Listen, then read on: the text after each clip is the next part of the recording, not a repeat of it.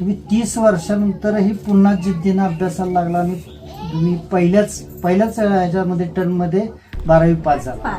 मी पहिल्यापासूनच जिद्दी होती. 10वीला सुद्धा मी 3रा नंबर काढला होता. डोंगरानी वर जायची 5-6 किलोमीटर चालून, नंतर तिथनं बसनी मी सातारला जायची आणि तिथून मग ते कॉलेज करून पुन्हा येऊन मी त्या डोंगरांनी खाली यायची घरी. असं जाऊन येऊन आमच्या इथं गाडीची सोय नाही, काय नाही. म्हणजे तू पास झालेला जास्त आनंद आहे का मम्मी पण पास झाल्याचा आनंद आहे? मम्मी पण पास झाल्याचा आनंद आहे. की पुढं काहीतरी अजून प्रमोशन मिळावं त्यासाठी मी पुढचं शिक्षण अरे वा. 12वीचा नुकताच निकाल लागलेला आहे. यामध्ये अनेकांनी नावलौकिक असे टक्केवारी मिळवलेली आहे. मात्र आम्ही एक असं आश्चर्यजनक मायलेकीचं गुण तुमच्या समोर आणणार आहोत की ते ऐकल्यानंतर तुम्ही निश्चितच कौतुकाची स्थाप ह्या दोघींवरती टाकाल. नेमकं काय कारण आहे ते सांगतो. 30 वर्षानंतर यांनी परीक्षेला बसून 12वीमध्ये चांगली टक्केवारी मिळवलीच, मात्र तिच्या मुलीनेही त्यांच्यासोबत परीक्षा देऊन त्यांनीही यामध्ये यश मिळवलेलं आहे. ताई, तुमच्या दोघींचंही अभिनंदन. कसा अभ्यास केला तुम्ही? सर, कसं आहे, मी मला दिवसभर शेती काम करायला लागायचं आणि शाळेमध्ये जायला लागायचं. मी मदतनीस म्हणून शाळेमध्ये काम करते आणि मला अभ्यास करायला वेळ मिळायचा नाही, म्हणून मी रात्री 12 वाजेपर्यंत अभ्यास करायची. 9 पुस्तकं घरी आणून पुन्हा सकाळी उठून 4 वाजल्यापासून 6 वाजेपर्यंत अभ्यास करायची. आणि अशी शेती काम करत असताना मी एका पानावर अभ्यास उतरून पाठांतर करायचे. अशा प्रकारे मी अभ्यास केला. बर. हे तुम्ही आता म्हणजे तुम्हाला असं का वाटलं की आपण परत परीक्षा द्यावं, म्हणजे काय नेमकी कारण काय आहे? परत परीक्षा म्हणजे सर, माझी तशी आर्थिक बाजू कमी आहे. माझे मालक प्रायव्हेट कंपनीमध्ये काम करतात. ही माझी मुलं 3 शिक्षणाला आहेत, तर खर्च पुरा पडत नसे. मी मदतनीस म्हणून काम करते तरी पण खर्च पुरा पडत नसे, म्हणून मी ही परीक्षा दिली. बरं, यातून तुम्हाला आणि अंगणवाडीमध्ये आता मदतनीस म्हणून काम करताना मला असं वाटतंय की पुढं काहीतरी अजून प्रमोशन मिळावं त्यासाठी मी पुढचं शिक्षण करते. तुम्ही ते जिद्द ठेवली? जिद्द ठेवली ना, अजून पण मी जिद्द ठेवते.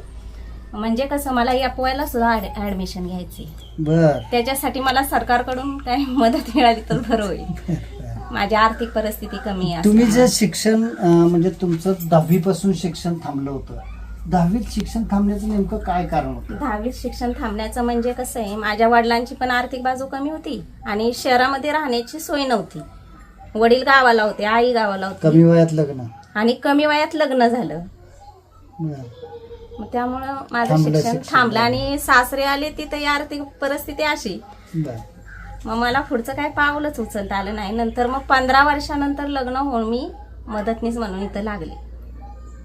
आणि एक आहे की 1-2 वर्षाचा अभ्यासात शिक्षणात गॅप पडला की मुलं अभ्यास करत नाही असं मानलं जातं.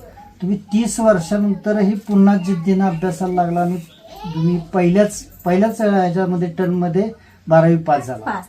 काय नेमकं अशी कोणती जिद्द आहे अजून? जिद्द म्हणजे अजूनही म्हणजे ना, मला असं वाटतंय की मी अजून कॉलेजलाच असल्यासारखं वाटतंय सर.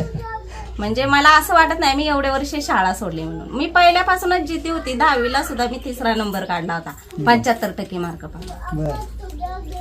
आणि अजूनही माझी शिक्षणाची जिद्द आहे, मला पुढचं शिक्षण घ्यायचंय असे. सगळ्यात महत्त्वाचं एबीपी माझाच्या प्रेक्षकांना सांगावं लागेल की आपण ज्यांच्या घरी आलेलो आहोत, हा सातारा शहरालगत असलेले ज्या सह्याद्रीच्या पर्वतरांगा आहे, त्या पर्वतरांगांमधील एक जे गाव आहे त्या गावातील हे सगळं आपण पाहतोय. शेंबडी, काय गावाचं नाव? शेंबडी, देवाची शेंबडी ना, देवाची शेंबडी म्हणून ह्या गावाचं नाव. आणि ह्या दुर्गम भागामधून हे असं चित्र आपल्याला पाहायला मिळते. ह्या जिद्दीचं एक वेगळं वैशिष्ट्य.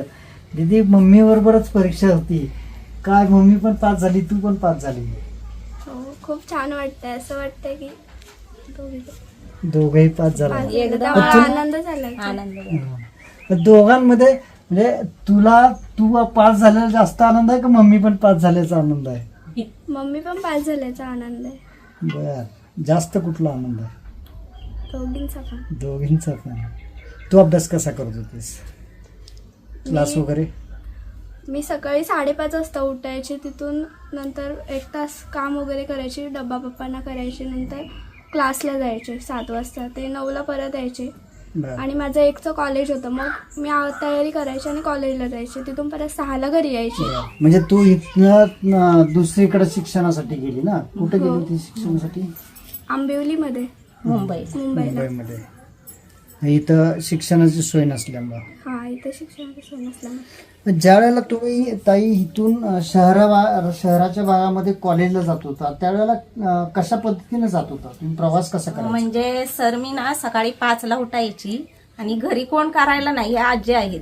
मग मी काय करायची, डोंगरानी वर जायची 5-6 किलोमीटर चालून, नंतर तिथनं बसनी मी सातारला जायची आणि तिथून मग ते कॉलेज करून पुन्हा येऊन मी त्या डोंगरानी खाली यायची घरी. असं जाऊन येऊन, आमच्या इथं गाडीची सोय नाही, काय नाही. ह्या खेळणीमध्ये. भागामध्ये कितीपर्यंत शिक्षण आहे फक्त? आता म्हणजे अंधारीमध्ये झालंय 12वी पर्यंत, हा. नाहीतर बामणोलीमध्ये 10वी पर्यंतच होता आमच्या वेळेस.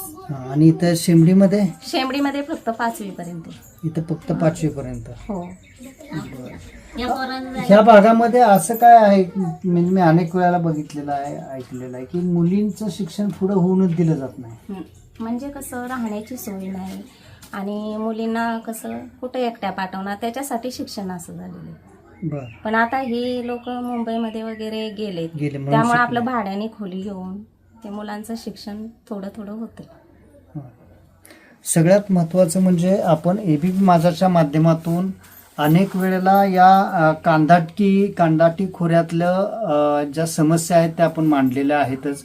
ह्यामध्ये शाळेचा हा मुद्दा किती महत्त्वाचा आहे हे आपण अनेक वेळेला दाखवलेलं आहे. कारण इथल्या अनेक शाळा ह्या सरकारनं बंद करण्याची धोरणं ठेवून ती बंद केल्यासुद्धा, पटसंख्या निहाय जो कायदा आणला त्यानुसार बंद करण्याचा निर्णय घेतला. मात्र ज्या काही या दुर्गम भागामध्ये अशा पद्धतीच्या जिद्दी लोक आहेत, शिक्षणासाठी तळमळ ठेवून पुढे सरकण्याचा प्रयत्न करतात, मात्र यांना पुढच्या शिक्षणाची दारं ही घरच्यांकडूनच बंद केली जातात. मात्र आता ह्या 2 मुलींच्यावरून एक वेगळा एक बोध घेऊ शकतो की ह्या जिद्दीला ह्या खरोखर तर एकतर सलाम करावाच लागेल.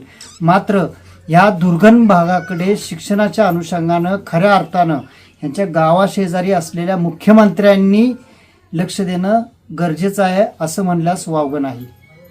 कॅमेरामन ओंकारसह राहुल तपासे, एबीपी माझा, शेंबडी, सातारा. एबीपी माझा, उघडा डोळे बघा नीट.